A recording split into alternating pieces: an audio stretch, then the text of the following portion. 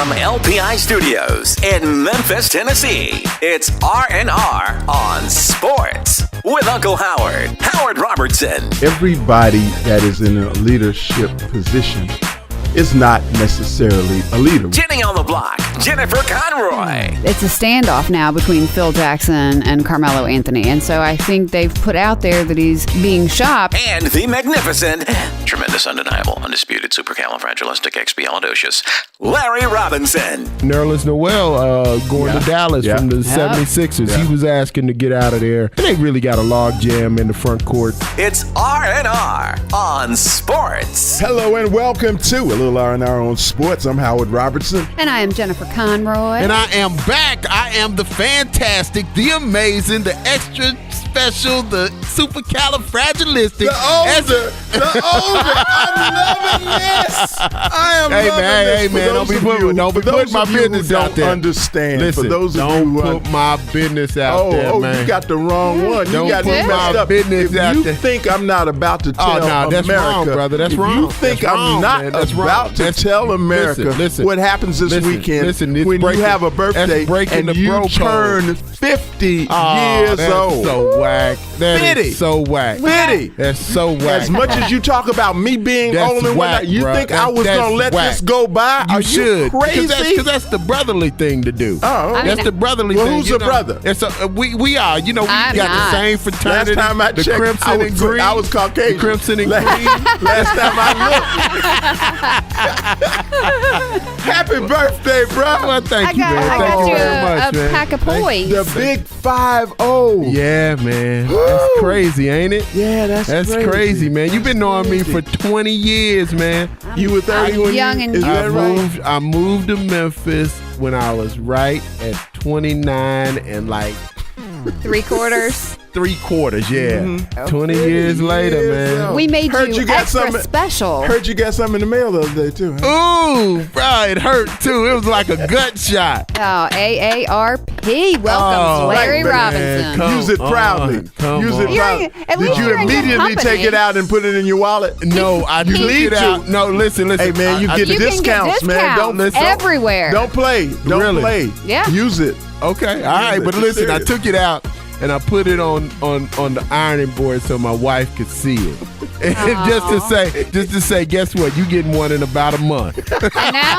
And now you'll be going to dinner at 5:00. Oh, that's you horrible. can go to the Piccadilly. That's horrible. Listen, let's talk about some sports. Basketball.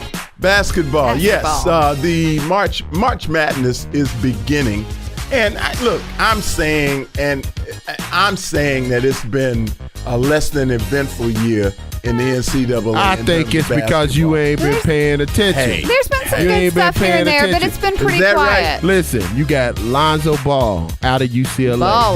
Balling. I mean, regardless of what his daddy said. According to his daddy, he's the best. He's the greatest baller of all time. Well, his daddy. Aside from his little brother. My grandmother has a saying. And she used to say, God rest her soul, Big Mama. She used to say, every crow thinks their crow is the blackest. And I need me a new grandma. She said, every crow thinks their crow is the blackest. And that's one of those examples. I think my crow is just blackish. The elder Ball has been crowing. Yes. In a lot of ways that he needs to be quiet. But he's you know what? If his son wasn't playing at the level that he's playing. True that. I mean, but then you got the kid Fultz up in Washington. Yeah. The kid down in North Carolina State, Robert Smith Jr., I think his name is. Yeah. Then you got the boys over UK with Malik Monk and De'Aaron Fox. We got Rock Chalk J Hawk. Yeah. Oh my God. You got Frank Mason Jr. And all polls. Listen. Frank Mason Jr. is an amazing point guard. I'm really impressed with him. But the freshman kid, Josh Jackson, I'm telling you, I got to see the kid play in Memphis last year doing one of the Penny Hardaway Classic or something like that out in Lausanne. This kid is the truth. Y'all have to school me because it hadn't been doing it for me. But we're going to get back on more NCAA when we come back on the other side of this. Y'all stay tuned. Yo, Yo, this your boy Chris Brown. David West of the Golden State Warriors. Hey, this is Dr. J. This is Shaq Adocious. Yo, what's up? This is Ice Cube. This is Nicki Minaj. And you're listening to a little R&R on sports. Football fans know some things just go together. Quarterbacks and receivers, face paint and super fans, game days and tailgates. State Farm agent Emerson Abel knows another winning combination, home and auto. Emerson and his team are here to help your life go right when you combine your home and auto insurance, which saves you time and money. So get your home and auto on the same team and score some savings with State Farm agent Emerson Abel, 901-837-7400. Rolling down the street with my radio on, listen to Funky Politics. The mayor of the city of Memphis, Mayor Jim Strickland. How are you, sir? Fantastic. We keep it real, we keep it right, and we keep it funky. Funky Politics, part of the Katsukian Network.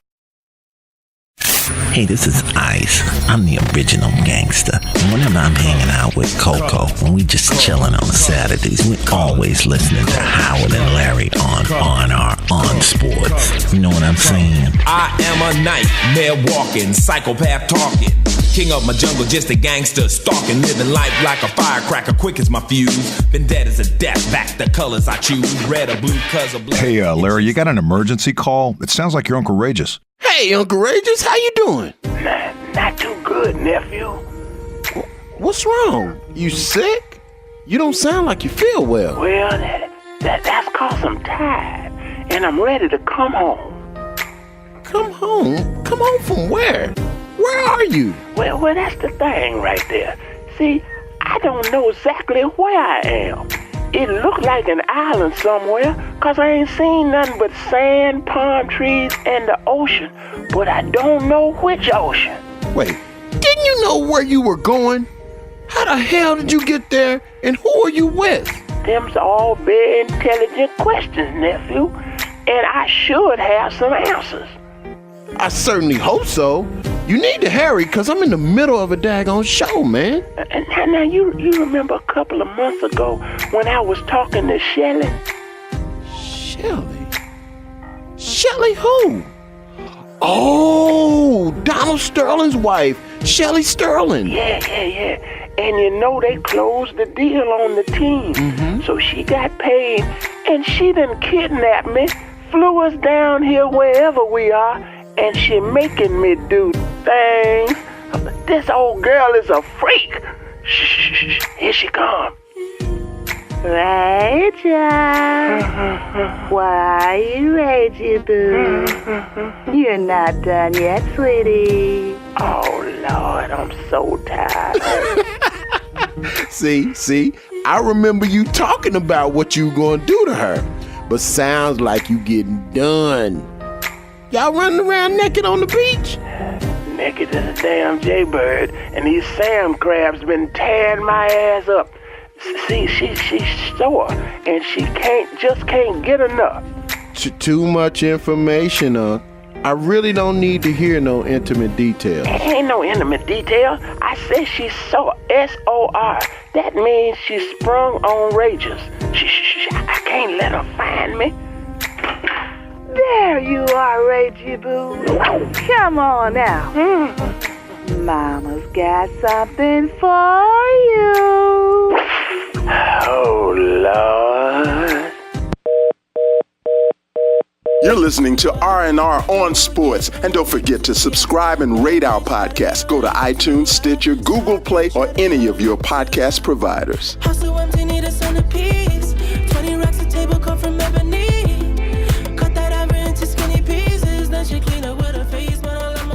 We are back. So, y'all say it's stuff going on in the NCAA. And you know, I'm not trying to say that nothing is happening. It just seems to be kind of anticlimactic and substandard from the excitement that usually is generated this time of year. Am I wrong? The NBA has kind of took the air out the room. I mean, I think with all the stuff going on with Kevin Durant being out there at Golden State, I think, you know, with LeBron James and some of the stuff, and then NBA basketball is on, 5 days a week now? Yeah. So, you know, I think NBA has really kind of overshadowed in a way that it's never done it before. Well, Grayson Allen is also keeping his feet to himself over at Duke, so,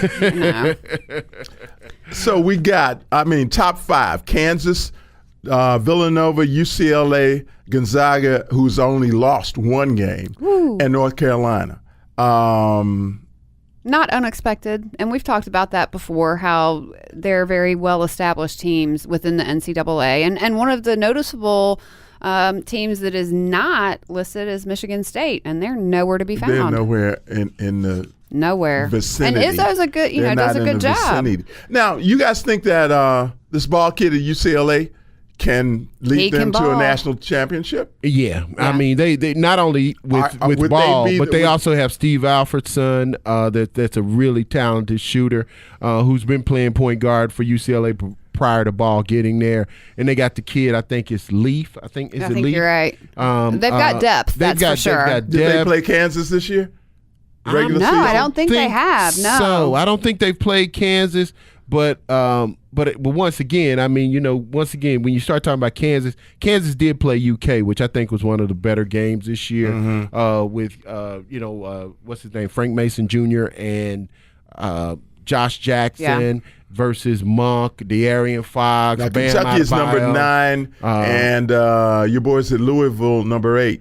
Right. Yeah. And I think once they really get into the meat of March Madness, the interest will pick up. And I gotta say, I miss Obama's bracket quite a bit. Yeah, we're not going to have that this year. There's no more Obama bracket. Yeah, this one doesn't know anything. Well, I don't care to see an orange bracket. You won't. He's Cheeto dust all over those papers. He's not participating. Hey, quit dissing my president. Quit dissing my president. All right. Quit dissing my president, man. Okay. Kevin Durant. Out until the playoffs. He is out until the playoffs, and I think that there should be consequences for Gortat, who threw Zaza literally into the knees of Kevin Durant. Well, I don't think that was intentional. I don't think it was intentional, but he definitely threw him, and unfortunately, Kevin Durant got caught up in it. But, so goes the Harlem Globetrotters, because everybody kind of looked at Golden State as kind of And, I looked at him as icing. I look at him as icing on the cake. I mean, now I don't. Now I look at him as a disruption. Tasty icing, and it has come to define. I didn't think they could win with Kevin Durant, and I definitely don't think they could win without him. I don't think, especially not with the substitution of Matt Barnes. I've said it since the beginning. Well, wait a minute, they've been winning. No, with I'm him. saying they will not win a championship. Not at the rate that they were winning last year. That's for sure. They don't have the inside presence. They don't have the defensive presence. Although they're ranked the number 1 defensive team in the league. But I think when you get to the playoffs, I think when teams can scheme against you, you really have a challenge. And I think what's happening is with entities like what New Orleans has done with having what's my man then with Boogie in the middle and the brow. Davis, I think ultimately I think you got a real challenge with Golden State and really addressing that middle charge. So and you're having saying with or without Durant, they will not win the championship? I don't think so. Okay. And not with Bogut going to Cleveland. Now that's an interesting thing that's a big old. I mean, everybody want to presence. play with the Kang. Yeah. Everybody want to play with the Kang. I mean, you got Darren Williams, Red Rover. So real quickly, how does that change the dynamic in the West? We're looking at Spurs. I think the Spurs, they're and only only 3 games out. The Spurs are only 3 games out with Kevin Durant on Golden State. But then on top of that, man, you got to pay attention to what's happening in Houston. Yeah. Lou Williams. Man, and they picked up Lou Williams too. I mean, you're talking about Houston is formidable, man. Offensively, defensively, still regular a little. Season formidable.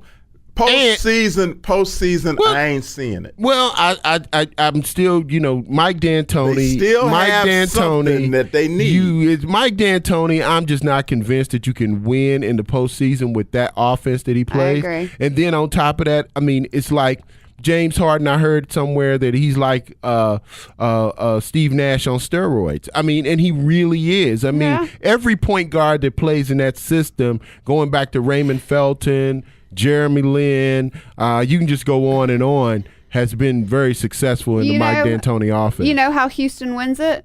James Harden's going to have to shear the beard. I think if he came out beardless, people would be so shocked that they wouldn't be able to play him. Okay.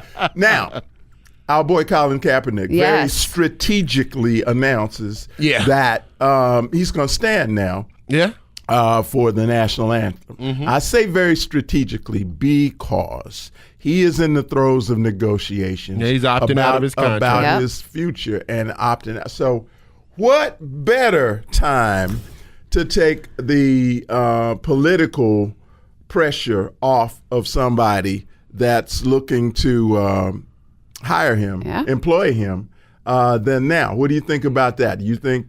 I mean, I think he says it's because.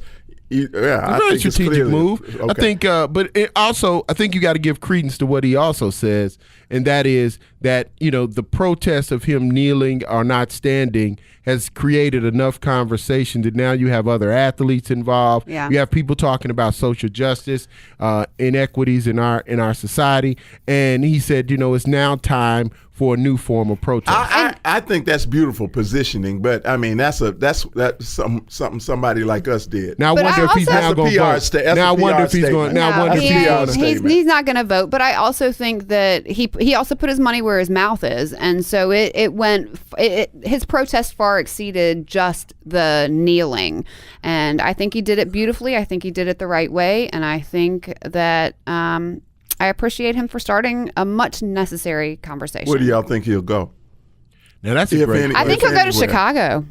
I think Chicago's a place that he might end up. I think he'll go where Romo doesn't. Right, he'll go where Romo doesn't. I think Denver is also an option. Ooh, I agree. I think Denver's an option for them, and I wouldn't be surprised if Houston were to pick him up. Where do you think Jay Cutler's going to go? I don't know if Jay Cutler's going to be here. I think he's going to McDonald's. Or maybe Burger King. He can have it his way. Or Disney World.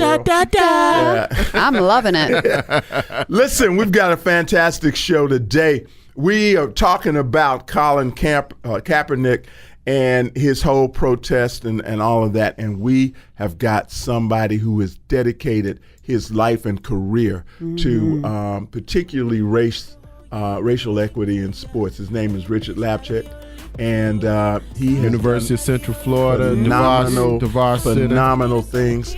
And we've got a fantastic ICONversation with Richard, which we will get into right after this. Sit tight. You talking money, need a hearing aid. You talking about me, I don't see a shade. Switch on my side, like to get any lane. Switch on my core if I kill any pain.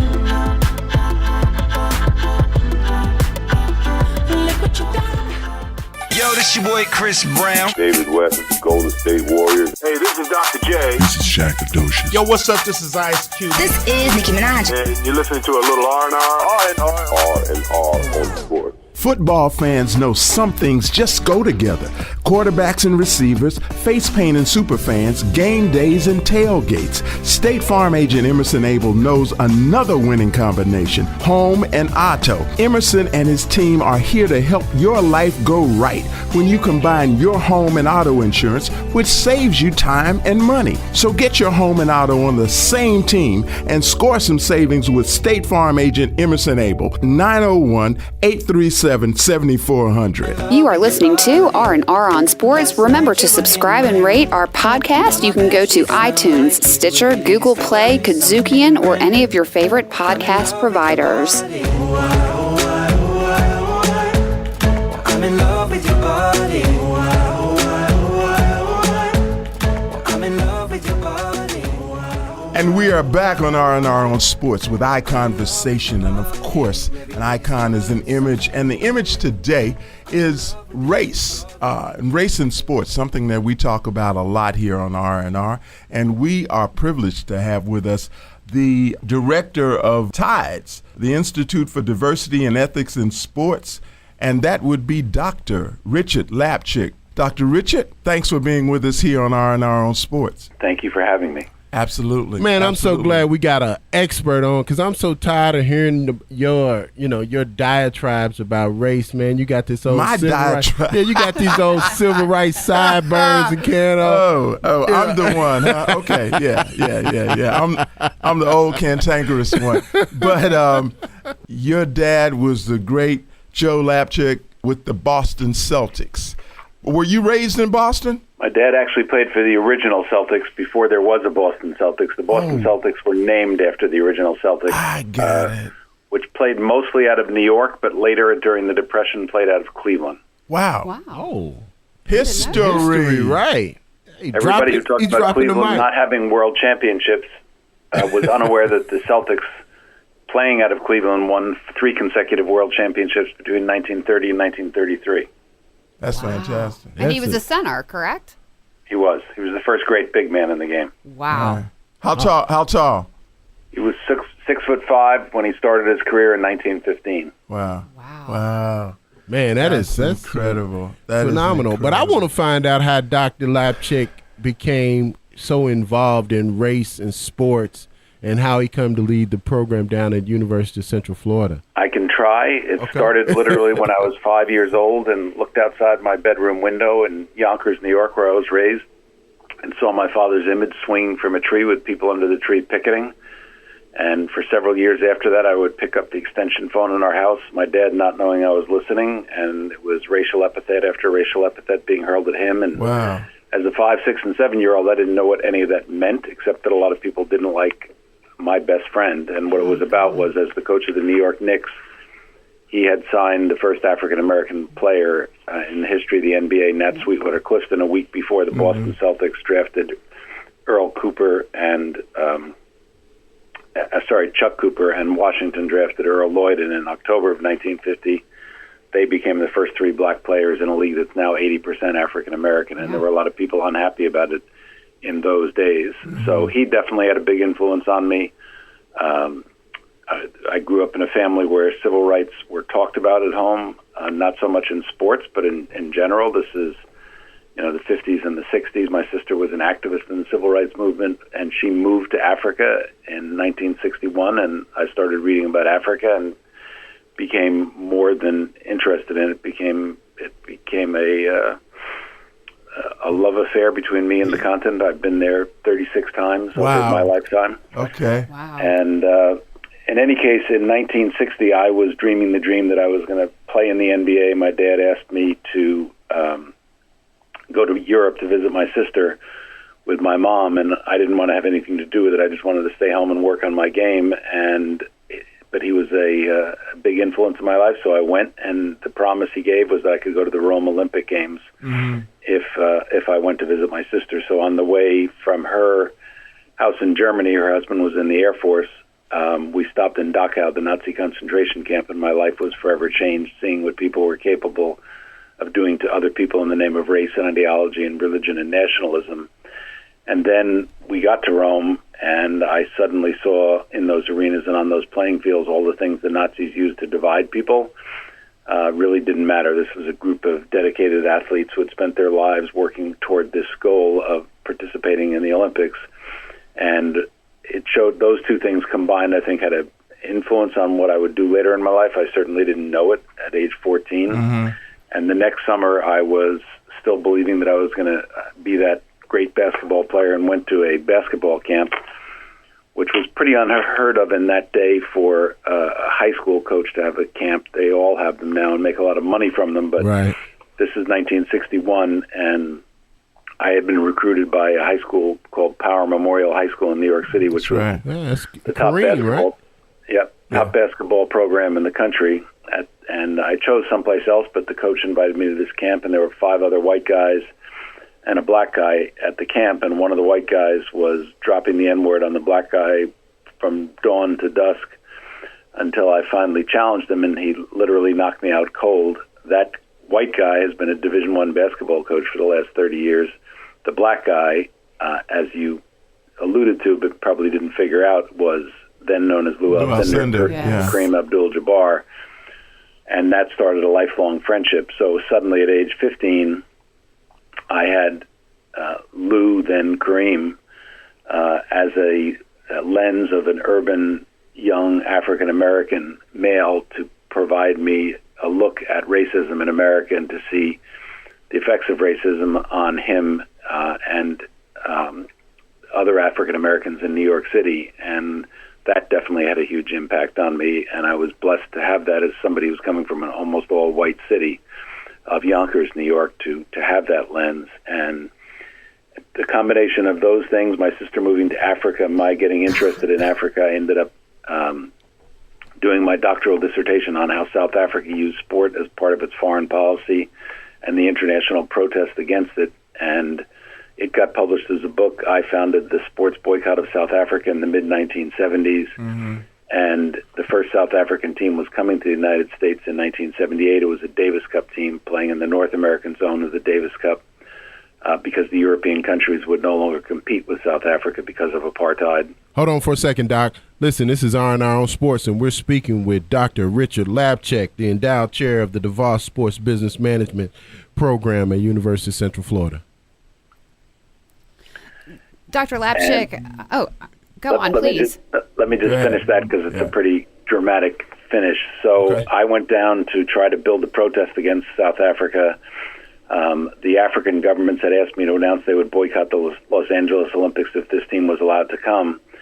And so when I made that announcement, it looked like the matches were going to be canceled. I flew home to Virginia, where I was teaching at the time that night, and the next night was working late in my college office, which was in the school's library. The library closed at 10:30. At 10:45, there was a knock on the door, and whenever I had worked late before, the campus security police always checked if they saw a light on. So I assumed when I heard the knock that that's who it was. Instead, it was two men wearing stocking masks who proceeded to cause liver damage, kidney damage, a hernia, concussion, and carved the N-word in my stomach with a pair of office scissors. So you can see that my involvement in the issue of race and sport has been both personal and profound. I will tell you, Dr. Lapchick, my mother is German and lost a good deal of her family in Dachau and Bergen-Belsen, and she definitely feels at this point with the current administration that things are being done that are very like Nazi Germany. Do you think that the current administration is part of an uptick in racial issues in sports today? Not only in sports, but I think there's more than an uptick in racial issues in the country. I mean, in the month after the election, the Southern Poverty Law Center tracks hate incidents, and there were 1,024 hate incidents in a single month, more than 10 times any previous month. The number of hate groups in the United States is up to 910 from 850 last year. And obviously the anti-Muslim feelings in the country, we've had anti-Muslim hate groups increase from 34 to 101 in 2016. Muhammad Ali Jr. was detained at an airport just a few days ago as part of the new immigration policies. And, you know, this is, from my perspective, as somebody who's been involved in the civil rights movement for more than 50 years, the worst moment in my lifetime in terms of race relations in America. Wow. Now, you, is there any chance of you telling us who that coach was that you mentioned? No. Okay. There isn't. All right. You had to check. I had to ask. This is on Sports, and we're speaking with Dr. Richard Lapchick, race and sports guru. One of the issues that I've noticed, Dr. Lapchick, is that we have had black athletes who are very active now in their activism, like Colin Kaepernick, LeBron James. What I have not seen, to my disappointment, is white athletes also being outspoken and advocating not only for their teammates, but in terms of civil rights. Why do you think that is? If you ask the athletes on the particular teams, particularly in the NBA, they would say that the handful of white athletes on those teams have been supportive.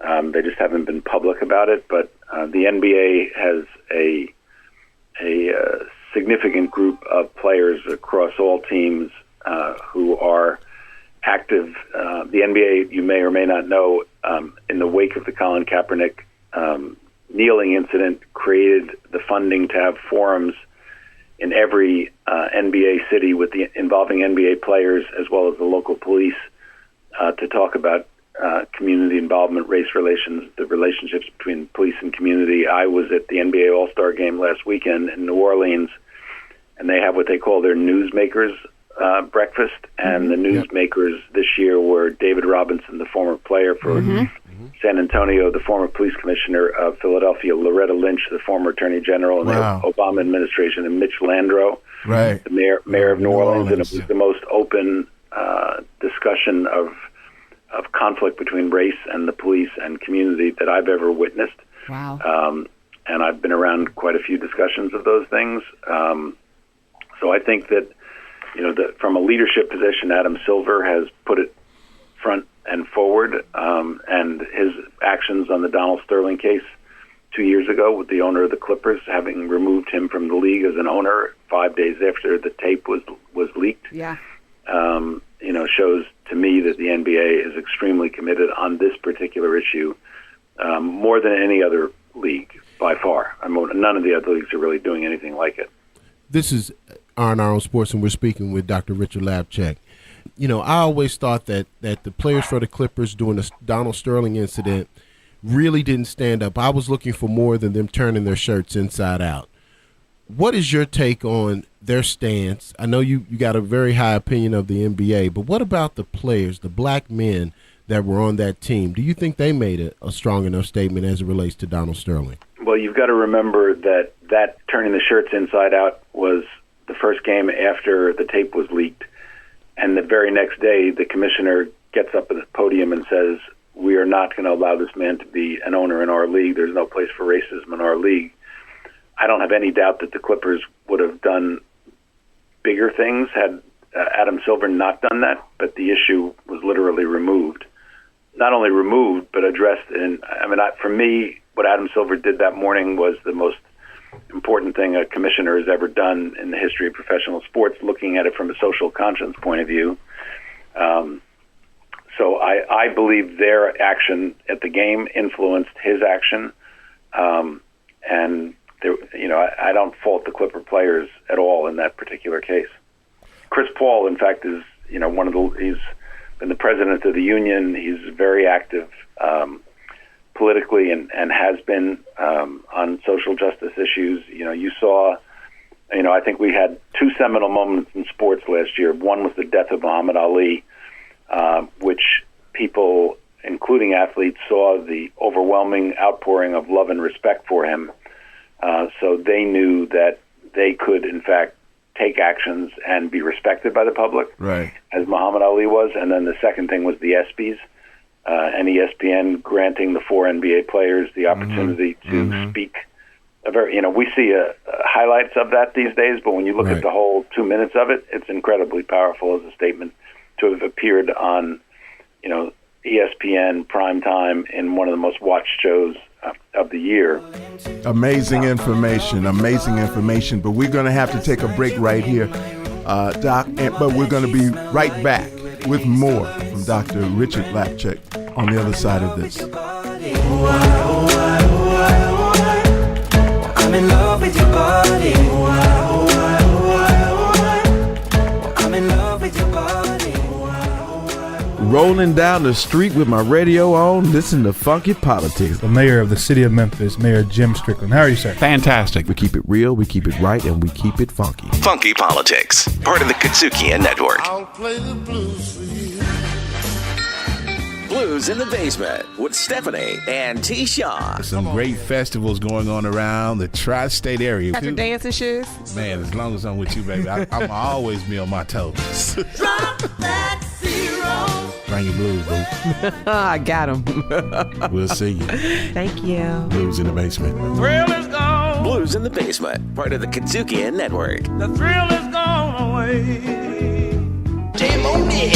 Hello, I'm Howard Robertson. J to the C. And I am the magnificent, the amazing, the phenomenal Larry Robertson. All right here on R&R on Sports, on the Sports Byline Network, every Saturday morning. This is the best way to start your weekend. Catch us, receive us, pass us on to your friends. Wasn't that cute? Wasn't that cute? We also got some of the best interviews during our ICONversation segment. Every Saturday morning, 11 a.m. Eastern, 10 a.m. Central, 8 a.m. Pacific. R&R on Sports, part of the Katsukian Network. Jam on it. Yo, Yo, this your boy Chris Brown. David West of the Golden State Warriors. Hey, this is Dr. J. This is Shaq Adocious. Yo, what's up? This is Ice Cube. This is Nicki Minaj. And you're listening to a little R&R. R&R on sports. I know I can treat you better than he can, and any girl like you deserves a gentleman. Back with more R&R, ICONversation, with our guest today, Dr. Richard Lapchick. Dr. Lapchick, let's, man, I don't know where to begin, because has, in your opinion, the level or type of racism changed? The type has changed. It's ironic that you're talking about what you just said, because at UCF today they're starting a 4-part series on the rise and fall of Jim Crow. Mm-hmm. And there was a book that came out about a year and a half ago called The New Jim Crow. Right, absolutely. Michelle Alexander. Yeah. Yep. And that was Powerful incredibly book. powerful, and talks about some of the things that still exist. I mean, when you look at some raw statistics, 40% of urban youth drop out of high school before they get a high school degree, and we all know how imperative a high school degree, and more so these days a college degree, is for young people to have an opportunity to earn serious income. If you don't earn that serious income, the bottom 10% of male wage earners in the United States live 14 years less on average than the top 10% of wage earners. In other words, you're sentenced to a shortened lifespan. The wealth gap in the United States today, in 2017, is greater that between African Americans and white people is greater than it was between African people and white people in South Africa during the height of apartheid. Try to get your arms around that. The entire globe came together to protest apartheid. The Forbes list of the 100 wealthiest Americans are worth more in their collective wealth of 100 people than all 42 million African Americans combined. Black infants die at a rate 2 times that of white babies, and when you get to that issue of mass incarceration, we have 5% of the world's population and 25% of the world's prison population. Most of the people in prison are black or brown, right, and have committed crimes that probably won't even be considered crimes in 3 or 4 years. That is, minor drug offenses. Yep. And when they're released, at whatever time that is, they're not entitled to public housing. They can't vote. They can't get food stamps. And just imagine when they go for a job interview and the interviewer says, "Have you ever been arrested?" That's pretty much going to be the end of the interview. Yeah. And therefore the rate of recidivism in this country is so extraordinarily high. So we have a ton of things that tell us that the fight is still ongoing, that we are a long way from achieving what Martin Luther King may have dreamt or any other leader may have dreamt at decades ago when you talked about growing up in that era. Mm-hmm. I also grew up in that era a few years before you, and had tremendous hopes that we were going to see great changes, and of course there have been great changes. We had an African American president. The opportunities for upper echelon jobs have definitely increased for people of color, but when you look at these statistics, it just tells you how far we still have to go. Yeah, and it's clear backlash. I mean, I might say that. This is R&R on Sports, and we're speaking with President at the National Consortium of Academics in Sports, Dr. Richard Lapchick. Dr. Lapchick, we have kind of a farming system of college athletes who train for football and for basketball and then move into the professional units. Within the NFL, you have a league of mostly African-American athletes that are on unguaranteed contracts and who are incurring brain damage at a rate that is astronomical, and the payout for that is $5 million post-mortem. Do you think systemic racism is in place with those systems? I don't think the concussion issue is a racial issue at all. I think that's a issue that not only football but other contact sports like soccer, like basketball itself, certainly baseball, anywhere where there's head contact and head injuries is threatening the lives and well-being of the athletes participating. And unless we put in safety measures whatever they may be deemed to be, including concussion protocols after a concussion is incurred, we're going to see a serious diminishing of the number of youth playing those sports, and we are. There's a 25% decrease of young people playing contact football as teenagers now. You can tell that I'm very concerned about racial issues in general. I don't think this is one of them. Is the onus on the NFL for health care and compensation financially? I definitely think it is. They're, if you have read about the issue in depth, even if you saw the movie Concussion, which was really well done, you know that there was knowledge of the effects of concussions long before we started putting in precautions, especially in the NFL, but not limited to the NFL. And by the way, hockey is another one of those sports. Yeah. Well, wait a minute now. There seems to be more incidents of racial discrimination and persecution in the soccer realms when soccer is supposed to be such a global and multicultural sport. First of all, you're absolutely right. The number of racial incidents that take place during soccer matches, usually from fans to players of color on the field, is alarming. It's been increasing over the past decade. I think what it is a reflection of racism in Europe. I'll always remember that when I went on that trip to visit my sister and was visiting with her friends in Germany, they were saying, America is really screwing things up in terms of race relations. They should look at France and Germany and England and how we treat people of color. And, I just kind of absorbed that and took it as a truism. But, of course, there were no people of color in France and Germany and England at that time.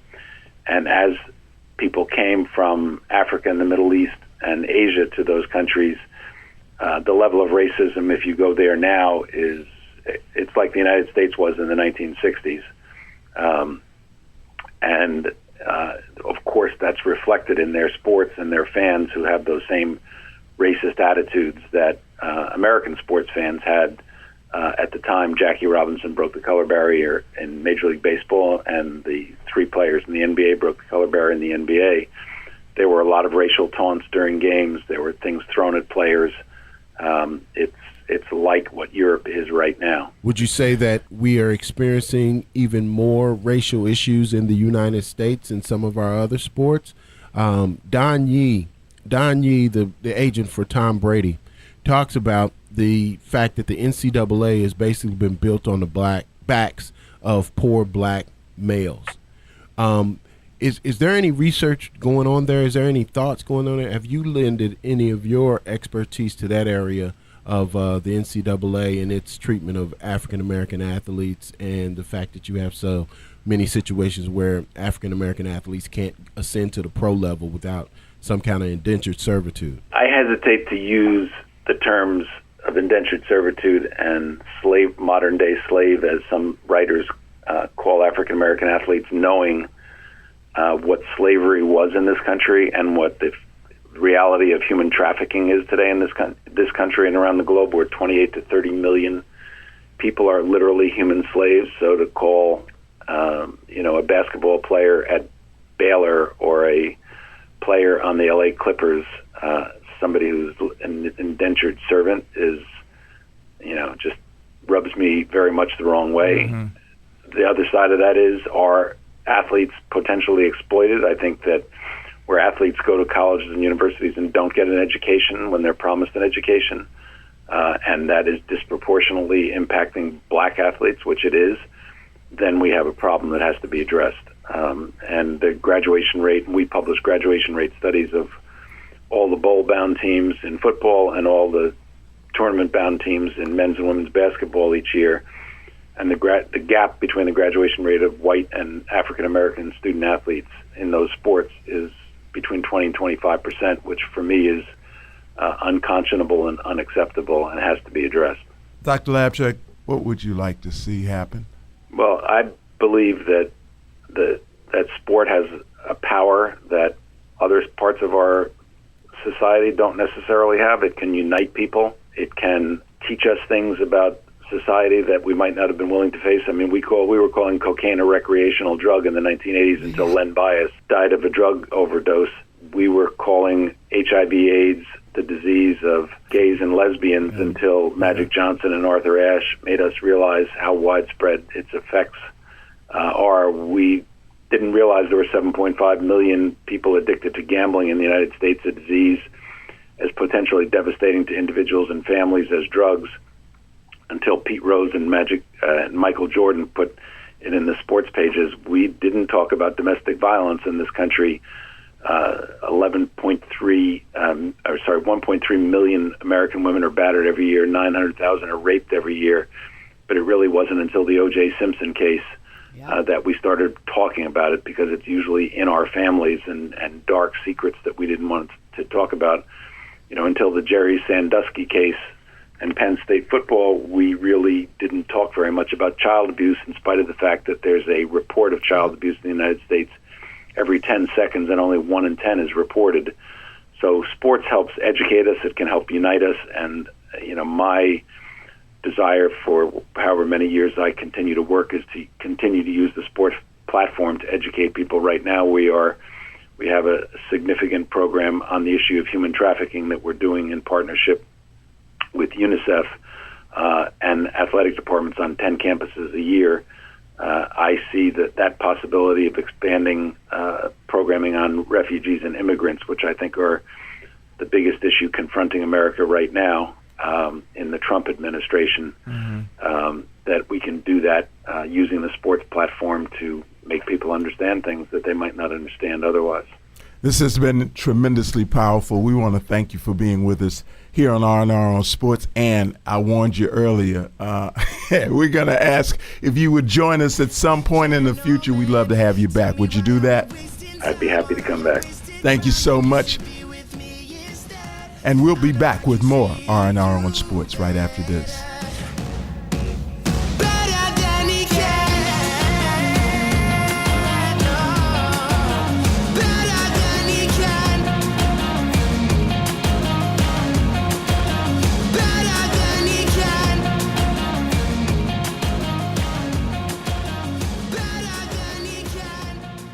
It's R&R on Sports with Uncle Howard, Jennifer Conroy, and Larry Robinson. This mic wasn't so expensive, I'd throw this sucker down. You dropped the mic walk off like Amy Wambach. And walk off, but you get upset Abby, with that.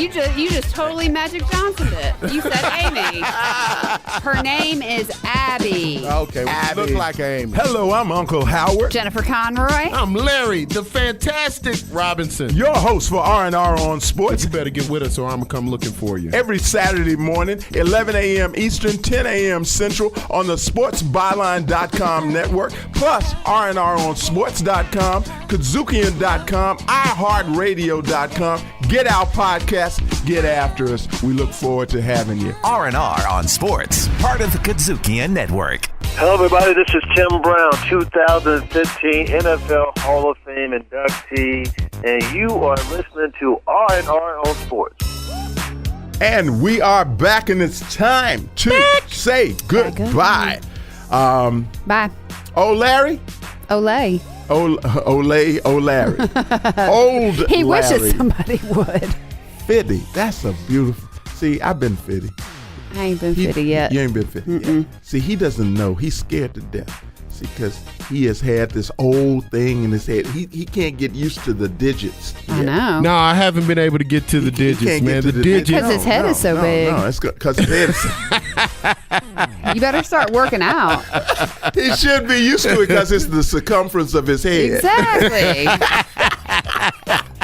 Hey, man, y'all got to quit beating on me. You're right. Size does not matter. Y'all got to give me a little love because it's my birthday weekend, Happy birthday. man. Hey, man, what you doing special? I'm not doing anything, man. I'm going to check out my son. They playing in the championship of the little league they're in. Sweet. As a freshman. So I'm going to check that out and just spend a lot of time with the family. All right. Nothing special for 50. You my wife in is the turning special 50. section now. with coupons and everything. Down low, you don't have to go up. Arrivederci. No. I mean, Shalom. They have Arrivederci. Peace. Bye, y'all. But send Larry some happy birthday surprises by rating and sharing. Yes. There you go. Please. Yeah, we need you to rate, subscribe, and share. Absolutely. But I got one thing. This is also the anniversary of Wilt Chamberlin scoring 100 points in a basketball game. Sure is. That's pretty impressive, man. Sure is. Do you think anybody could score 100 points in a game now? Sure. Yeah. Really? Well, you had LaMelo Ball, the younger Ball. Yeah, he was cherry picking though. That doesn't count. No, that's not basketball. Didn't cross half court. Yeah. That was sad. I didn't like that. He didn't. Was he standing in the same spot? Well, he was actually around a little bit. The reason that it really went through the route that it did was because he was scoring points for a young lady that something had happened at her school. So the whole team was behind him, getting a lot of the points. So he didn't even cross half court most of the time. Yeah. So, but beyond what we do that, for these girls. beyond that, nothing can't take anything away from. When Wilt did it, I think the rest of the team hit 60. Mm-hmm. I'm not sure. I think it was like 160. But Wilt missed like 20 free throws. Yeah. Oh, he was not a free throw. No, he was a Shaquille O'Neal free throw.